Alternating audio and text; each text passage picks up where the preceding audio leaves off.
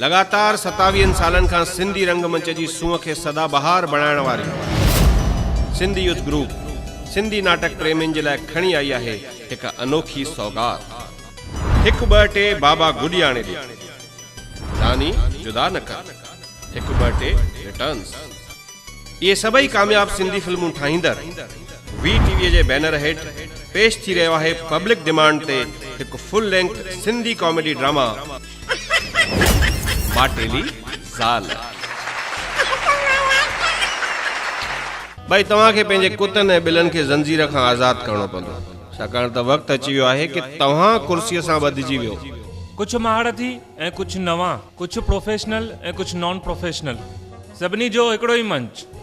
VTV present करे रहियो आहे माटेली ज़ाल। 26 जनवरी शाम जो 7 बजे VTV जे पारां सिंधु यूथ सर्किल ते नाटक माटेली ज़ाल। उल्हासनगर में रंगमंच जे इतिहास में पहिरियों दफ़ो नई तकनीक यानी new technology recorded dialogue drama.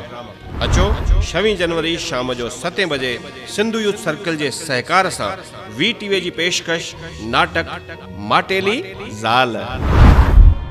हिन नाटक जे एंट्री पासिस लाइ तव्हां संपर्क करे सघो था सिंधु यूथ सर्किल ते या वरी फोन करियो 9822448808। यादि रखंदा सिंधी मज़ाकी नाटक 26 जनवरी शाम जो 7 बजे माटेली ज़ाल।